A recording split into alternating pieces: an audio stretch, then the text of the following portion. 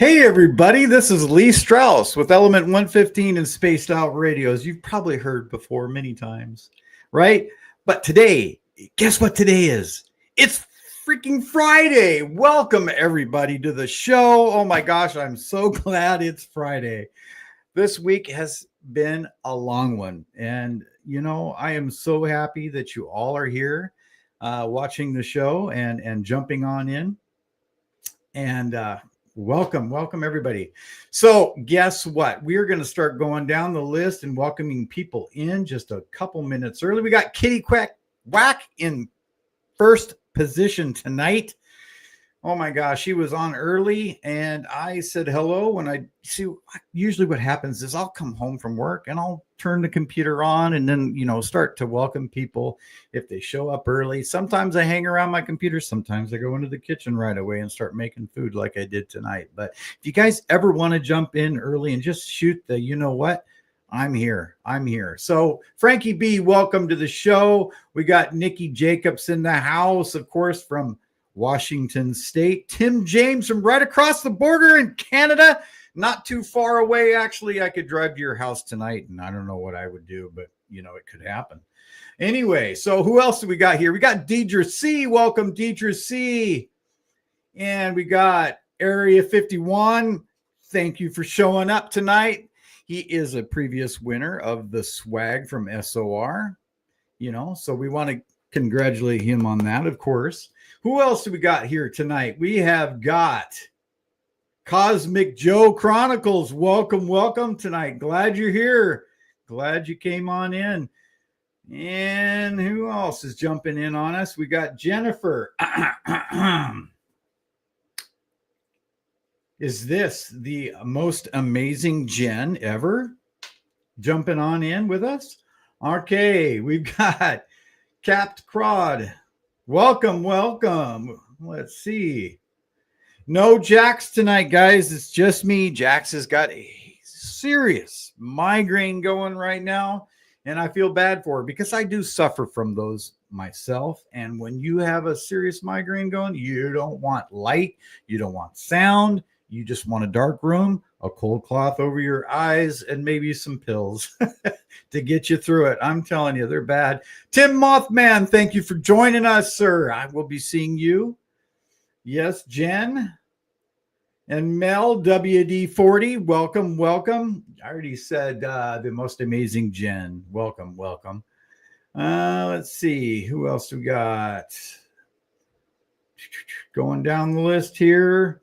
That's all so far. That's everybody so far. If you would kindly just jump on in and tell me where you're from, that helps me razz you a little bit from, you know, depending on what state you're in and what may be going on in that state. I like to razz people a little bit when I get the chance. You know, it makes it fun, doesn't it? Dave does it all the time. Skip the Maloo, or is this just Skip? Welcome, Skip. Okay, we're into the 8 o'clock hour here in Washington State, and we are gonna go ahead and add our intro. Okay, hold on, and we've got Holly coming up next. I will introduce her after the intro.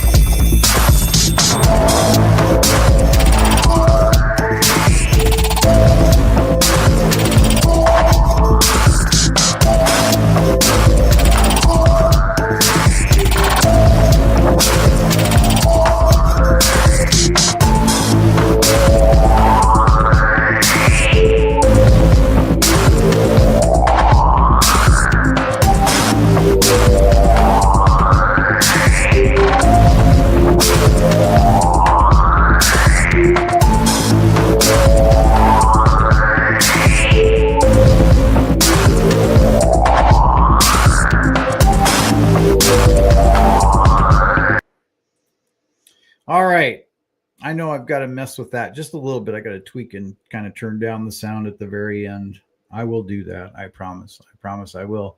But I saw a couple more people jump on in while I was rolling the intro. Let's see. Where are we here? I think I've lost where I was on counting everybody that came in. But anyway, welcome everybody. I appreciate. Oh, Paul Demon is here. All right, and I think I said Frankie B, but welcome. You know, we've got so many great people listening to the show and coming in here and commenting and having a good time. I really appreciate that. It makes it so much more, fun just to come on and chat with every Bob is in the house as well. Welcome. Okay, so tonight we're talking about nature spirits, okay? And that's really a thing I really want to concentrate on over the next couple, year or so, couple months. We've got a lot of things in the woods and the forests around us, and I really like to spend a lot of time out there. And there's a lot of things that happen out there that I just can't explain. As far as the paranormal is concerned. And Holly Staples is with us tonight. She's a writer, a podcaster, a paranormal investigator, an educator, an influencer, and a psychic medium. Now, she has got a lot more things under her belt, and believe me, it's longer than my forearm, and I can't even get into everything. But we were talking before the show, and she was actually telling me about some of the other work that she's done in the past. And believe me, I was sitting here with my mouth gaping open like, what? You've worked with the Warrens, you've done all this other stuff. It's amazing. This lady has a wealth of knowledge, and I am so pleased to have her on the show tonight. And let's just bring her on stage. Hi. Hey there. Welcome to Element 115 and Spaced Out Radio for the first time, Holly. I am Thank so you. happy to have you here. I'm excited to be here. Well, now you've been telling me some things about Washington State and about, Penn State and the paranormal team that was up here. Hmm. And Washington State, is a hot spot for the paranormal, especially around Mount Adams, as you probably have well heard. In fact, you mentioned it to me, and that really piqued my ears up because I've had a lot of experiences there myself. And when you're there at Esetti Ranch, at James Gillian's ranch, there's a lot of things going on that may be considered, nature spirits or nature um, fae or this sort of thing. And it's out of my wheelhouse, but I don't really want it to be anymore. I want to know more about it because of certain things that I've had happen to me. It's out of my wheelhouse, but I need to learn. And I welcome you to the show to talk about those sorts of things and other things as well as in the paranormal. So let's get into it. Why don't you go ahead and share a little bit about who you are and how you got to be who you are now? You know, um, yeah, just go ahead. Well, I've been involved in the paranormal for as an investigator for 30 years, over 30 years now. Although I've been involved with the paranormal since I'm a child. Having had experiences with things. And I've done a lot of investigating, private homes and publicly. And actually, like when you were talking about learning about nature spirits, this is like a big thing for me. I grew up with a Irish, my grandparents from Ireland. They actually immigrated here when my dad was born on the boat over. And then on my mother's side, she's Native American. She's Lakota and Umatilla. So, which I'm just starting to connect with that part. But I was Mhm. highly raised in a home where, the nature spirits were revered and, we that was part of our lives. Everything, from the fae to, gnomes and things like that. And even now to this day in my house, I still have fairy doors. I have fairy houses. I have little areas in the winter, especially where the fae can come in and get away from the elements. And I'm a tree hugger. Um, what most people it's believed that there's a spirit within that tree called a dryad. And when I get overstressed, especially in the paranormal world, which a lot of people that happens a lot when you're doing an investigation or you're out in the middle of nowhere and things get, I will literally go up and hug a tree and all of that just disappears. It's like what that tree spirit is taking away all of that and grounding me. Yeah, and I feel the same way when I go out and hike here in Washington State. It really helps just pull away all the negativity and the stress that I have in my life. I work in construction, and sometimes that can be very high stress. Being a site foreman for a construction company, and I go out there, and I'll tell you what, within an hour or two, it is just totally pulled away from me. It's like where I belong is what it feels like. Yeah, and that's exactly, how I am. I'd shared with you earlier, I have two children with autism. And one thing that I had always noticed about them, and they weren't taught as much as I was growing up. I kind of got away from that. Mm. Even though I still believed in it, I didn't push it off on them. But I noticed when they would be stressed and when they would be anxious, they would run to the forest behind our house. And that's when I was like, oh, they're understanding what's happening around us without ever being taught. Yeah. And I loved that because like I tell people all the time, if you think about it, everything around us, these things are all around us because a lot of the spirits, the nature spirits are elementals is what they're called. And they focus on the elements of earth and air and water and fire. And yeah, that's what I always say, like, pay attention because those are when you're going to most likely notice those things when you're working specifically with that area or that element. Yeah, it's really nice for a lot of us to be able to live in an area where we're next to a forest. But what do people do? Let's say if they live in an area that doesn't have a lot of trees and that sort of thing, are there still nature spirits around, like in Arizona and in places in Utah where there's not a lot of forests around? I think so because there's water everywhere. Ah, And an elemental, a nature spirit that's with an element will mhm. be with the water. It'll be with the air. It'll be with fire. It doesn't just have to be trees and grass and yeah, and that's what I tell people. It's not always just the green. Ah, Think of when, you're pouring a glass of water or you're out just walking about and breathing in that air. They air spirits are called sylphs. At least in the path that I've grown up with, mhm, and mhm. we called them sylphs and they're attached to the air. Yeah, I think there's a lot of different names for the same creature depending on Yep. what part of the world you come from. Yep. Um, and it would be nice if there was like a list. Let's get a list made up, different columns for different names and all meaning the same thing. If it's start with the elementals, right? And then like I was telling you other earlier, the red hats being what we call the Tumtegubens in Right. Sweden. So I mean, there's a lot of different names for the same sort of entity out there, and it would be great if we had something that broke that down for us. It would be.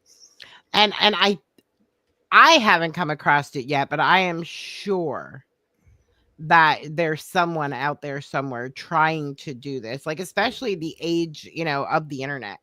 Mhm. We have all of this at our fingertips that we can do so much research and sometimes we go down rabbit holes with research. I know I do. um and I could spend hours. Unfortunately I haven't ever thought of, oh, let's gather up, each area and see, what you call, a gnome, or what you call a leprechaun, or a fairy, or a dryad. And I never thought of that. Like, I never, thought that that would be an interest to people. I think it very much is. Um, a lot of the time, these entities that are out there work in our favor, and sometimes they do not. They're tricksters, like we talked earlier about too. Yeah. But they're even though, like myself, I don't live in a house. It's not like I have a yard, but I Mhm. would like to bring something into my apartment that where fairies could be at rest. And what does that look like? What could I do to invite them into my home, and give homage to them? What I do is I have a bookshelf, Hmm. and within that bookshelf, I have fairy offerings. They like shiny things. Hmm. So spoons and little combs, and yeah, and the big thing is when you're dealing especially with the fairy, like, they're not trusting of humans. So Hmm. you have to earn their trust for them to interact with you and to want to come in. Sweet milk, get a little milk with a little bit of honey in it. Hmm. And things like that. You can work in, giving them a place that can be like a home to them, whether it be like we have little doll furniture, Yeah. and things like that. Spending time in um the nature when it's nice out, spending time in nature, taking walks in the woods and just communing with the spirits so they can start trusting you and building that trust with you. Yeah. Yeah. Do you have any personal experiences with fairies or the fae? I do.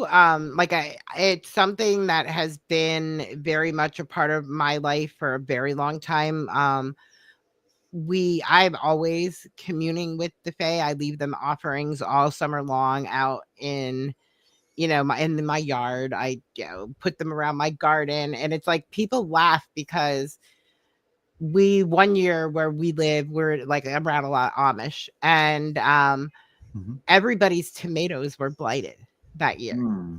but not mine. Hmm. I had a beautiful harvest. So, and you've got to be careful because they can be tricksters, especially if you do something that they don't like. If you're Yeah. not being honorable and you're not treating the world around you the way they should, they will, be tricksters. They will and it depends on what type of fairy spirit, because they're not just, these little Tinkerbell things that fly around and shoot dust all over. I wish they were, but they're not. There are, different, hierarchy within in the fairy realm Hmm. that do different things. You have like your brownies and your leprechauns, and they can be very much tricksters, and they can, lead you astray, Yeah. especially if they don't trust you, because they have become so distrustful. We in Irish lore, and Irish people, Gaelic people, they call them the Sidhe, the people of the mountains. Okay.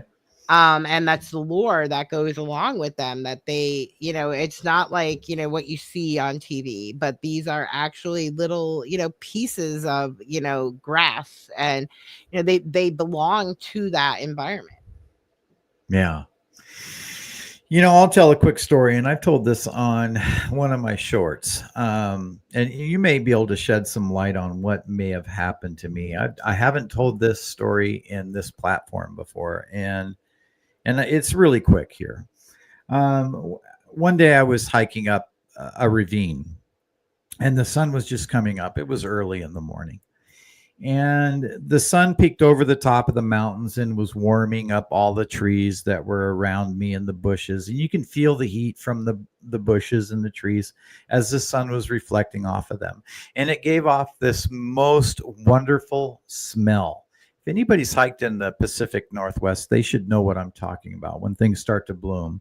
and that sort of thing, and the pine needles and all of that get hot, and that sap and that smell starts to waft through, the forest there. But what happened to me is all of a sudden I was able to see like a different color, almost as if everything had a rainbow around it, all the plants, all the trees, and it was like everything was singing. All of a sudden everything had like a living soul and was just singing for the sun. And it didn't last that long, maybe 10 seconds max. And I was just in awe. And I was like, I was just given a gift. I don't understand it. I've never experienced like anything like that ever, only this one time. And it was the most amazing thing that it brought me right down to something that was talking to my soul at the time. It was powerful and it was amazing. Do you know or have you heard of anything like that before? Yes, actually, I've heard it a lot.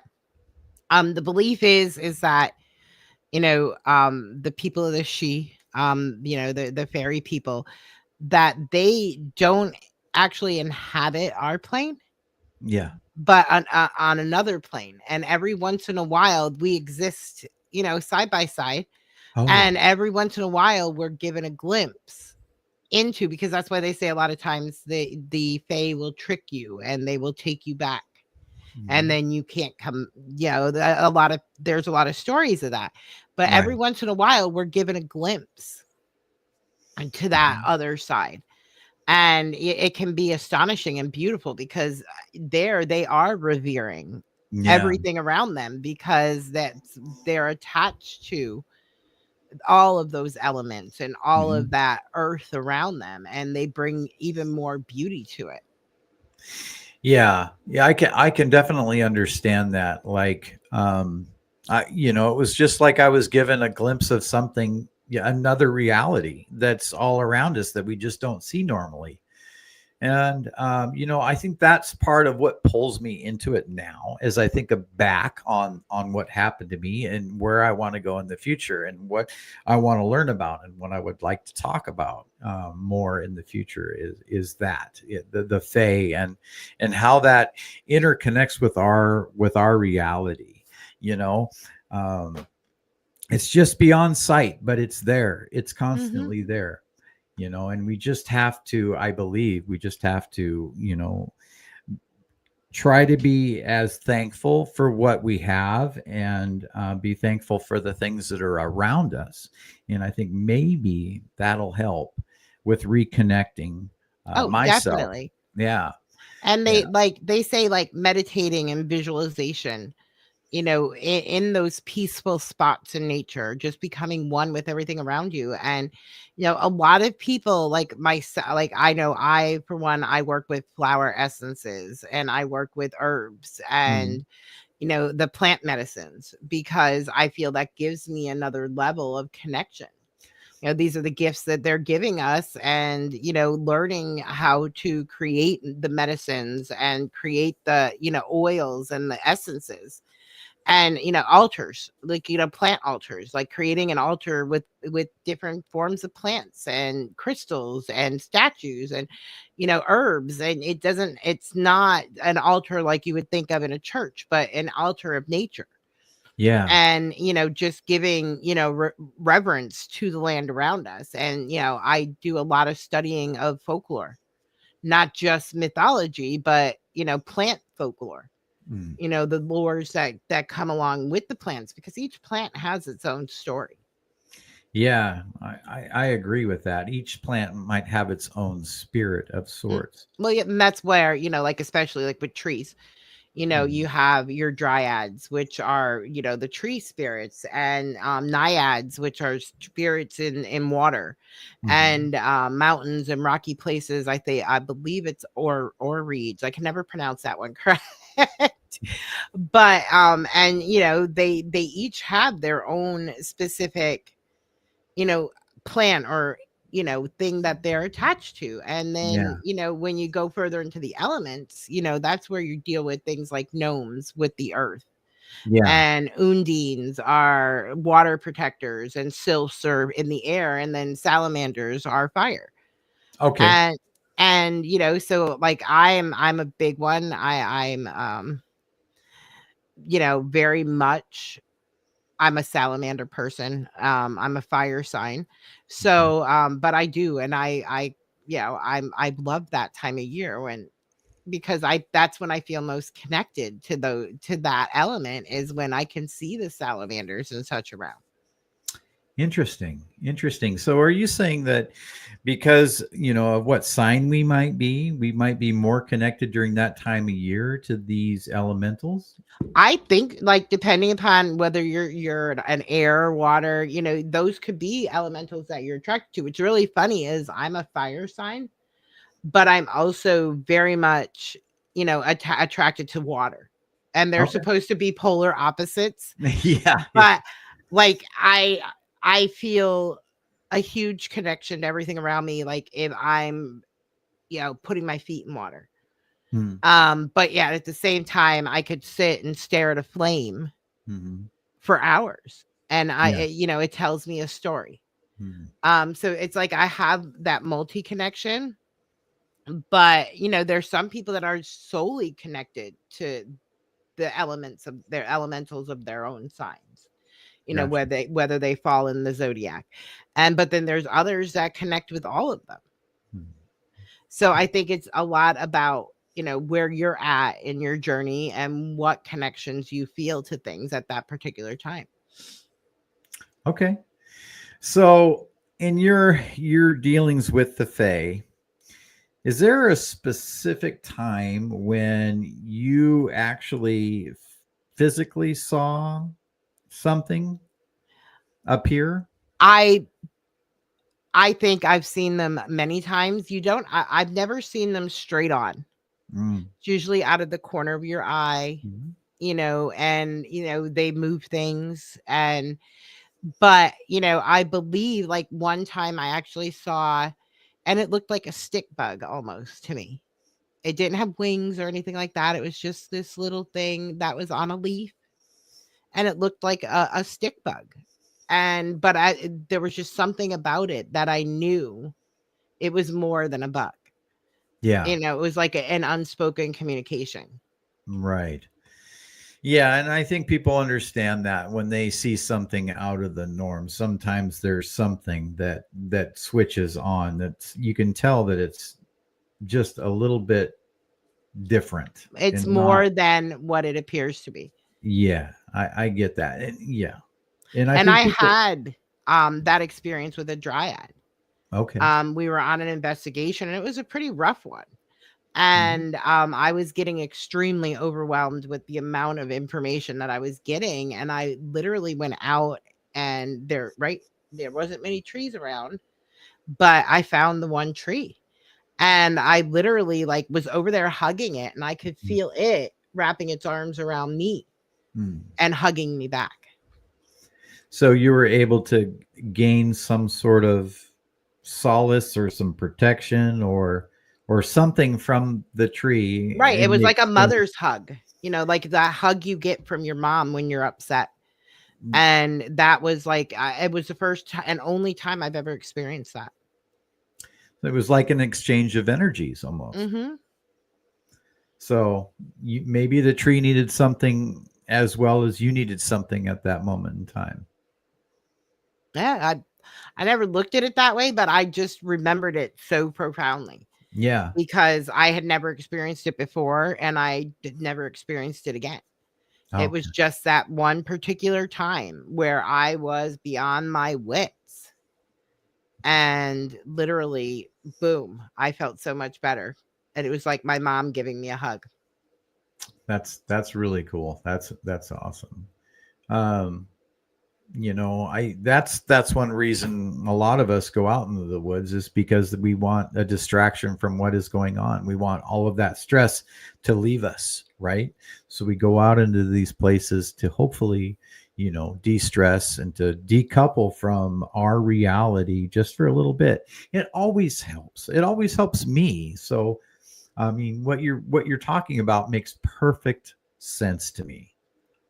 you know um, People need to spend more time in nature and give thanks to nature, and And I do believe that it's important that people do that more often, especially now.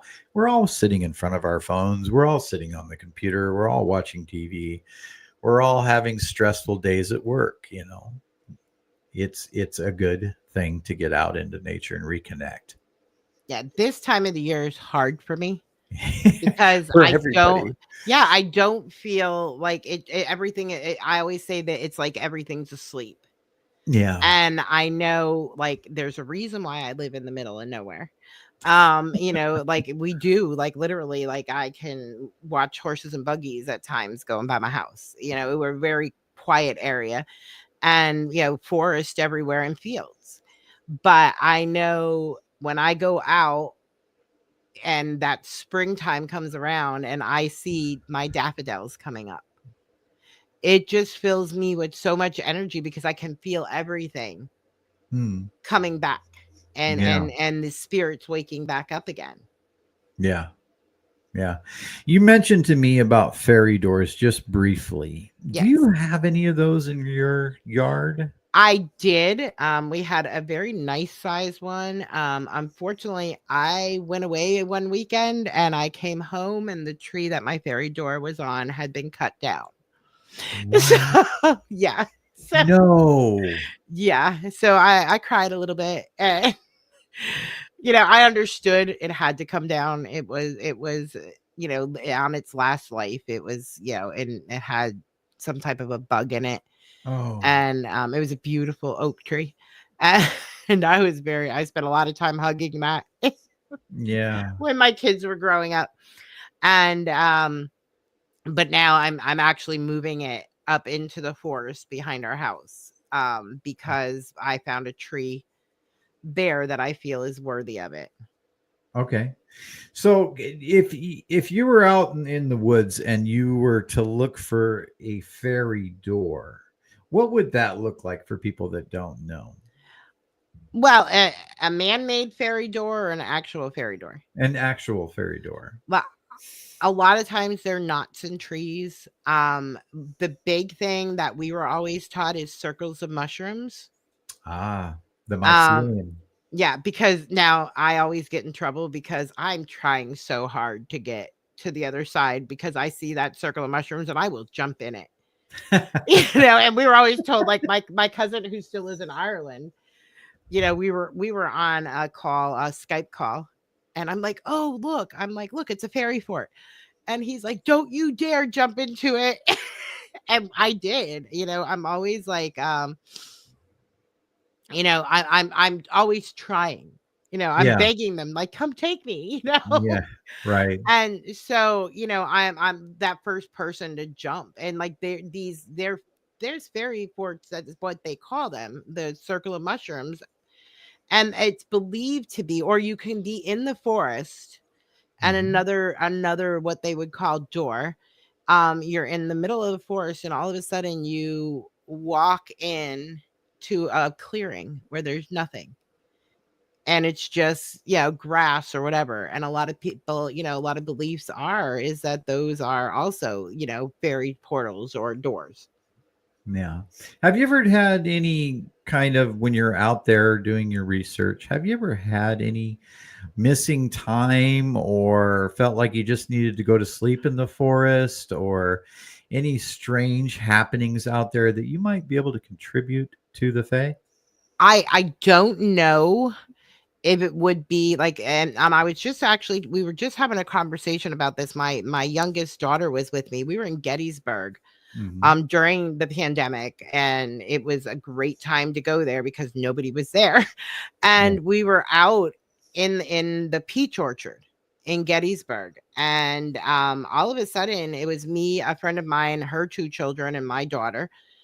We lost complete time and space. We felt like we were only there for a few minutes and it was well over an hour or two, because Wow. we got there like, and it was a long time before the battlefield closed. And when we realized what time it was, like, the battlefield was closed.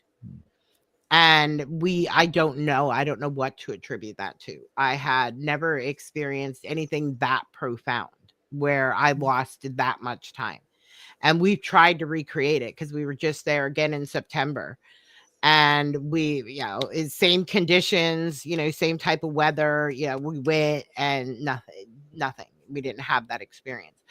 So, I mean, I don't know what to attribute that to, but that was the only time that I can remember having that lost, like a time warp. So let me ask you this. Was it light when this happened and then it was dark all of a sudden, or? When we got there, it was in December, so it gets dark early. It was starting to get dark when we got there, and it was pitch black, dark when we got our senses to us. And we were like, anybody that's been to Gettysburg, they know the peach orchard is not a very large area. Okay. But somehow it felt like we had been walking forever. And we ended up all the way, like we couldn't even find our car. We couldn't even remember where we parked the car. We just walked out to the main road and started walking in a circle to try to find out where we were and where the car was. So I gotcha. So that could be contributed to, the Fae, or maybe just some kind of resident haunting of some sort. yeah, your guess is as good as mine. But when you think about it, the peach orchard itself is full of trees. Uh-huh. Okay. And so could it have been like that? It was the perfect time and the perfect place. And we were taken away for a little bit. I mean, I still can't explain it. My daughter can't explain it. My friend to this day has no clue. Was it just the three of you then? There was 5 of us. It Okay. was 3 teenagers and 2 adults. Interesting. So, Okay. yeah. What did you all come away with similar stories, or was there differences between your stories, or? The boys kept insisting they were seeing people, like someone laying on the ground. Okay. And my daughter was saying the same thing. It looked like someone was like crouched down or laying on the ground. I didn't feel that. I just kept walking because I don't know why. And at that point, I had a lot of issues with my legs. And I a period of time when I was like pretty much either wheelchair bound or very limited with walking, and I just kept walking.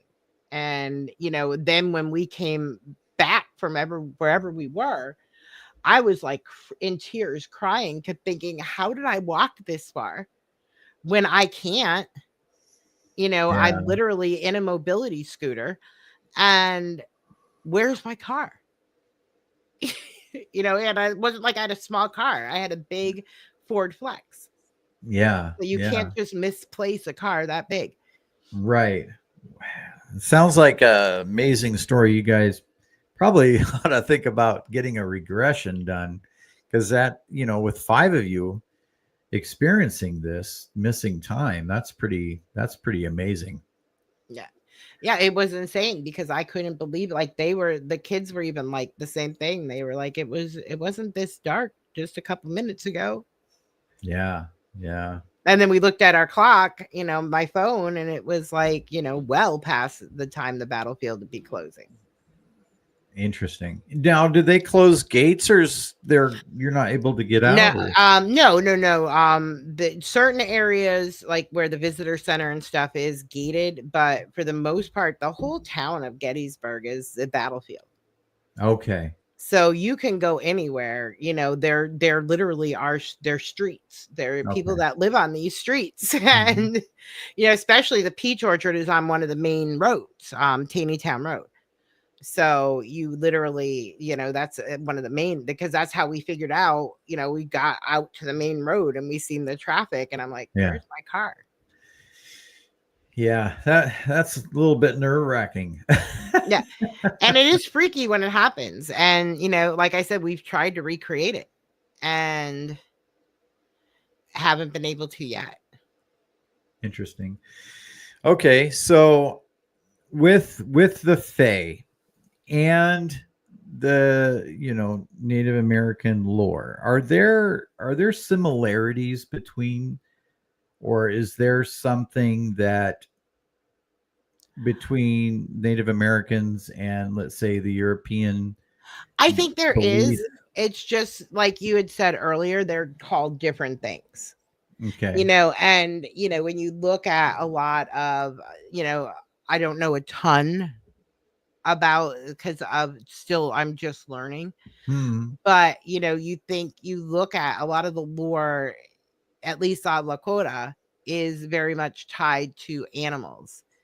And like my daughter is heavily involved with coyote, which Hmm. is, it's a trickster. However, it's also a very much part of the creation story with the Lakota. Hmm. And it's based on a coyote. And a lot of our stories involve coyote and spider. That's interesting too. The fact that you're talking about animals. Now, a lot of lore talks about, animals that are pure white, the white Yes, buffalo, the white or, buffalo, that's actually Lakota. yeah, We have white buffalo woman. oh, okay. And yeah, and the belief is the white animals are ushering in, Hmm. a time of peace. Okay. At least that's what we've been taught. Depending upon what lore and what each tribe's stories are different. Yeah. When I was getting involved with the crypto field Hmm. and, learning about like the Wendigo as a cryptid, Hmm. it took a lot for my mind to wrap around it, because we have lore of the Wendigo, which is to teach us to not eat people. Hmm.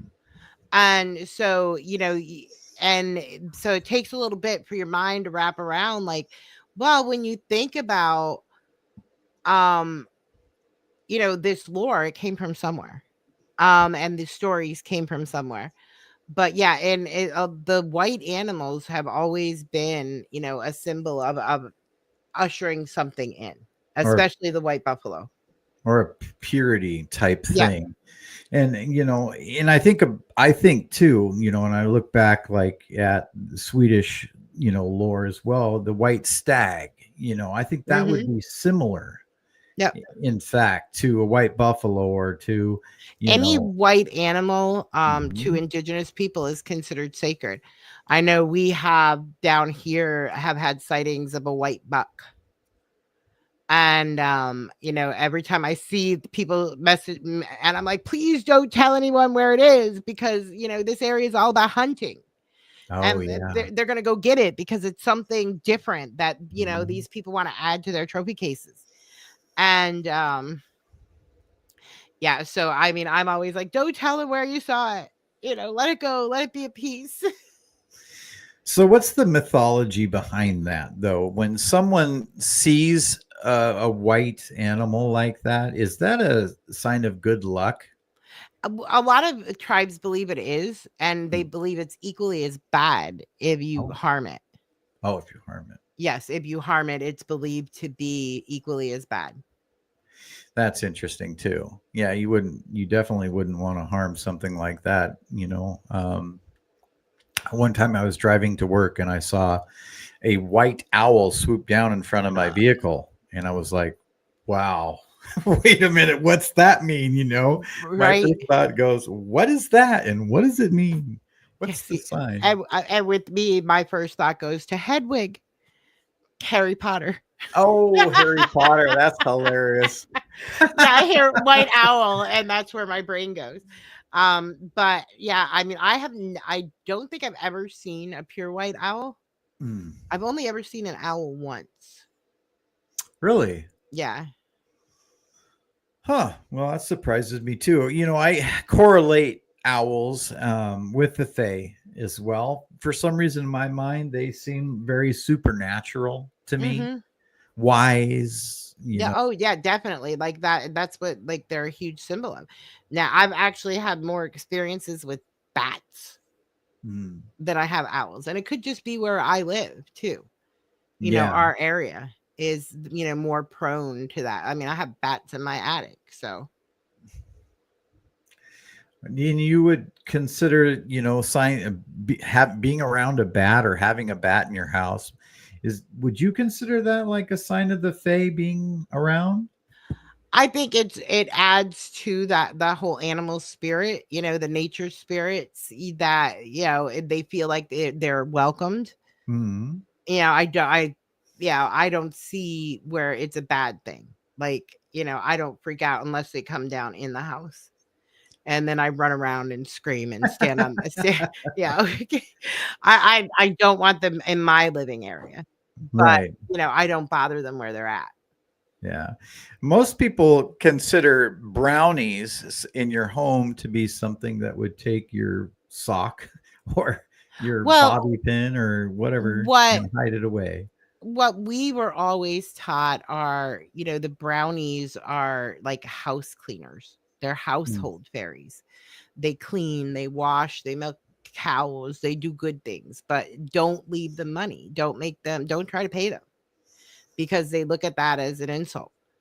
And so, like, that's what my grandmother would always say when things seemed to get done that she didn't, oh, the brownies were here. And I'm like, okay. I didn't understand that, but now as an adult, I see things like that happen and I'm like, Mhm. "Oh, now I understand what she meant because I know my kids didn't do it.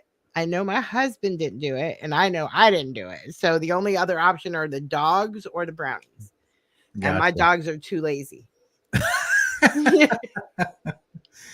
Well, that says a lot.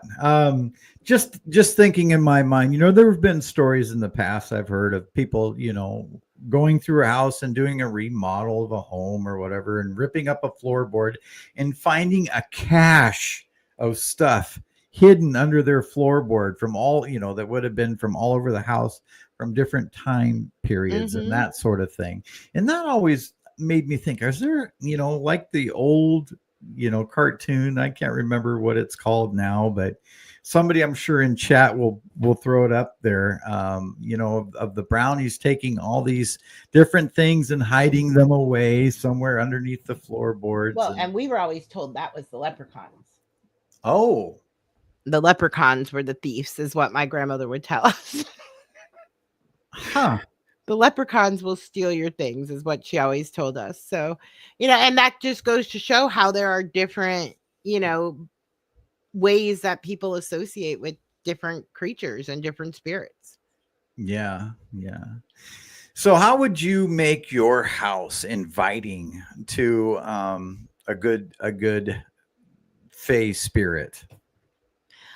I talk a lot and I talk a lot to them to kind Okay. of let them know that, my space is their space and that they're Mhm, free to come in if mhm, they choose to. They're free to stay outside if they choose to.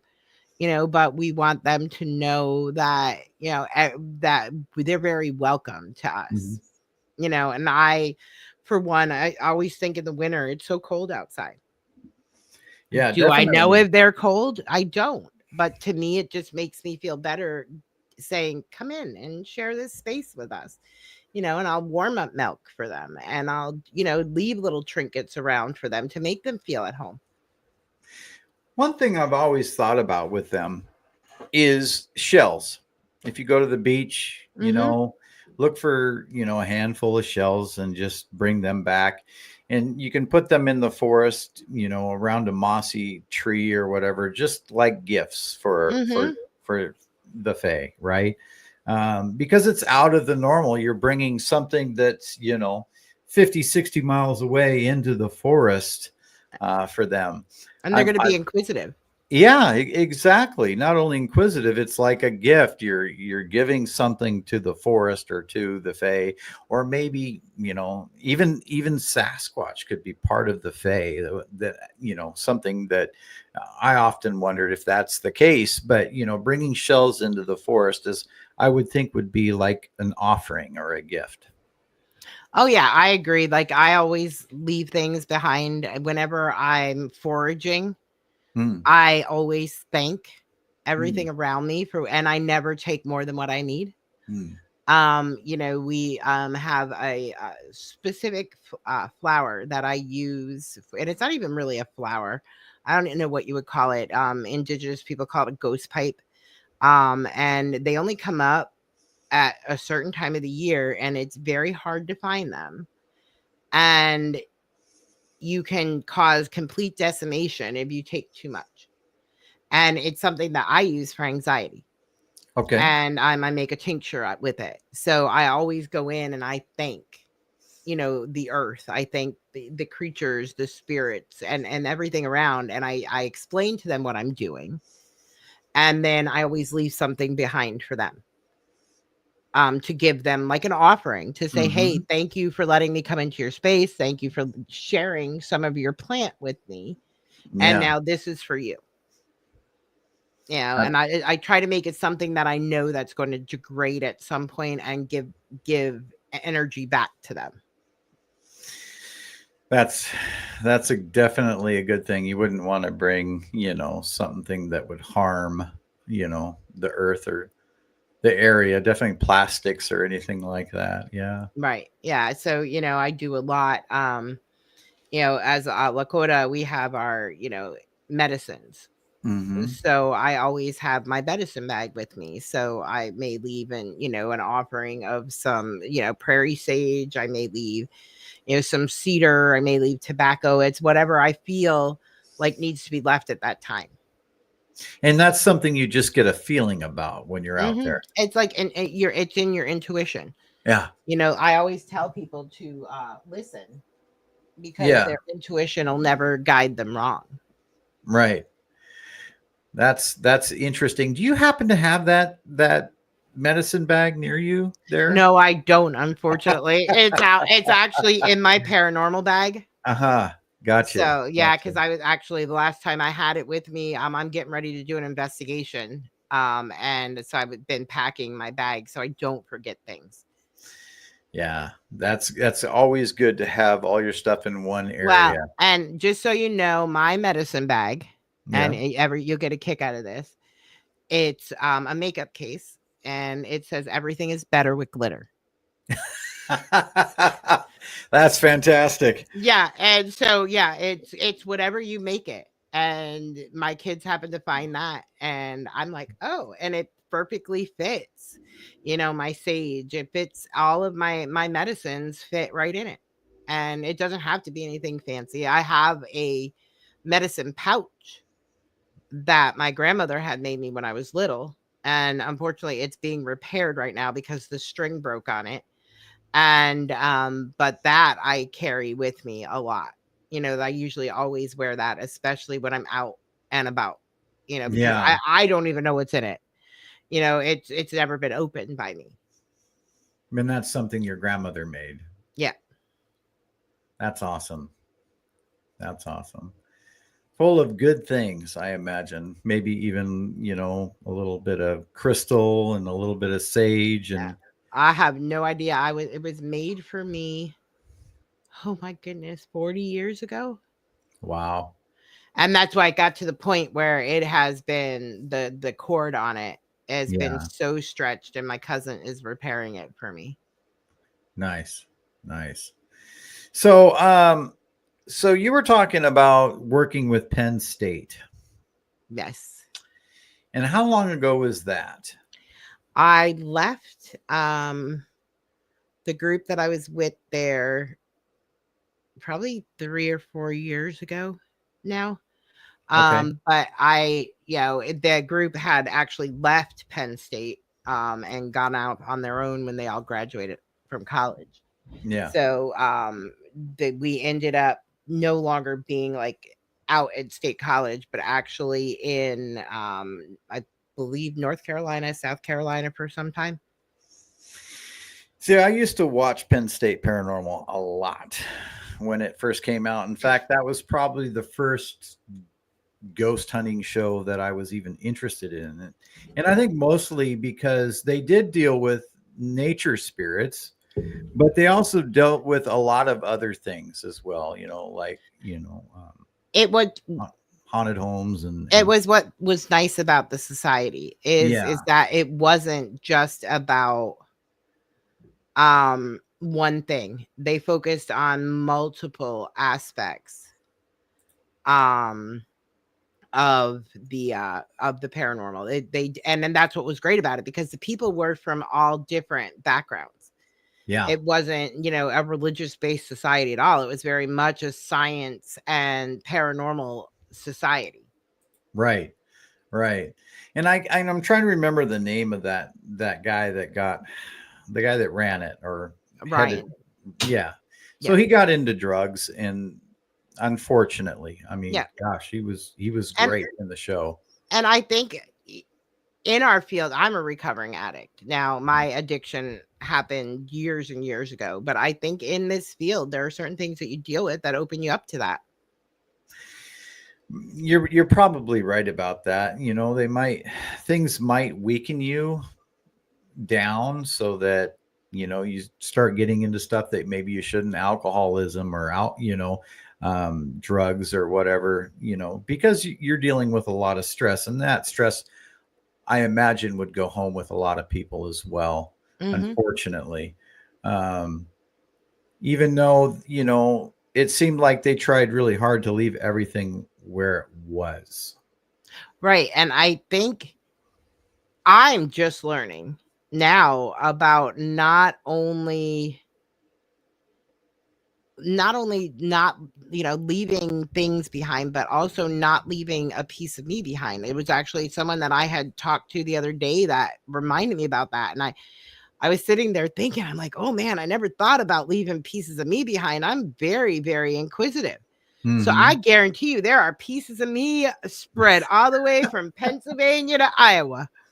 And I'm like slowly now trying to work at getting those pieces of me back, because goodness knows what kind of havoc they're wrecking on the world. Yeah. And I never thought about that before. And But- because we're always taught to protect, protect, protect, but we don't yeah. ever think that we're inquisitive people Yeah. and that we're beings of energy. So everywhere we go, we're leaving pieces of us. Yeah. Yeah, exactly. The happiness and the stress and everything else that we're under, we leave Hmm. behind. Absolutely. Um, so we're getting to about 4 minutes before we have to turn this show over to Mr. Dave Scott. And I would like to ask you, Holly, where can people get in touch with you? They can find me on Facebook. It's Hmm. Holly Faust, and it says author, psychic medium. I have a web page. It's literally very easy. It's hollyfaust.com. And they can reach me there. As long as it's still open, I'm on TikTok. I'm native crafty witch on TikTok. And on YouTube, I've just started my own little channel on YouTube, and it's called Dead Time Tales. Dead Time Tales. Yep. That sure rings in the ear, doesn't it? Yeah. I was thinking of a name for a very long time, and one of the things when I was involved with my former group was we called it Dead Time.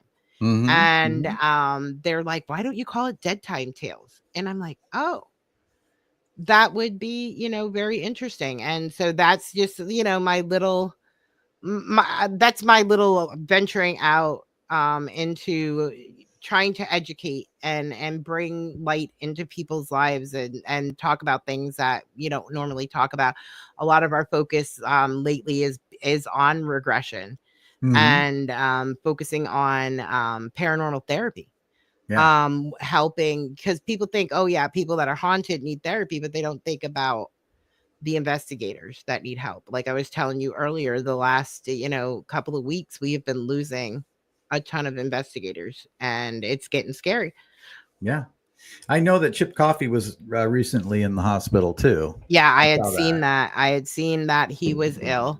Yeah. Um, and I don't know if he's out of the hospital yet. I hadn't seen any Mhm. information about that, but Yeah. All right.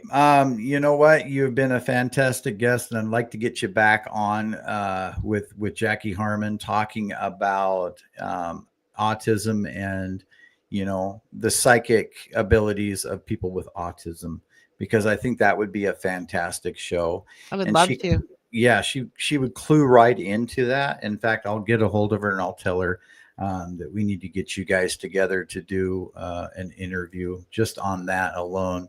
I thank you very much, Holly, and Thank you. we'll have you back on. Awesome. I would love to come back. All right. We'll see you later. Yep. Thank you. Good night. Night. Well, ladies and gentlemen, Dave Scott is up next. And I'm telling you what, things are happening in the world of ufology right now, as you well may know, going on. There's a show with Ross Coulthart coming up on Saturday night, and we're all going to be glued to the TV for that. And anyway, I got to head out of here and play the outro.